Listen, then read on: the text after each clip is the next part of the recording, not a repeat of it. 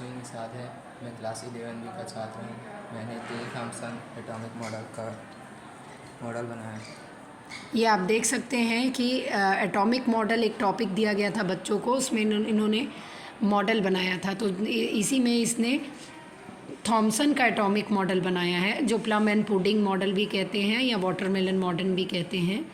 Thompson ने बताया था कि परमाणु की जो संरचना होती है वो वाटरमेलन के टाइप होती है, कि जो इसका अधिकांश जो लाल भाग होता है वो प्रोटॉन है कहा गया, और जो बीच बीच में जो काले बीज उसके फंसे होते हैं उसको उसने इलेक्ट्रॉन माना था।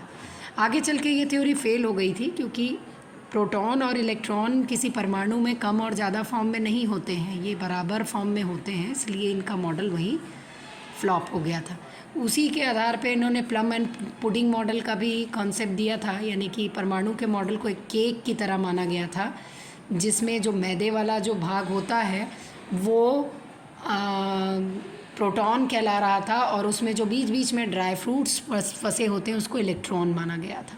तो इस तरीके से एक परमाणु की संरचना को सिंपली बताने में, हालांकि ये ऑथेंटिक थ्योरी नहीं थी, बट थॉमसन ने इसके थ्रू इसको बताने की कोशिश किया था। तो ये एकदम सिंपल सा छोटा सा कार्डबोर्ड के थ्रू बहुत ही सुंदर और साफ़ तरीके से इसको समझाने की कोशिश किया गया है। 11th ही नहीं, छोटी क्लास के बच्चों को भी इसके थ्रू हम आसानी से इसे समझा सकते हैं। Thank you.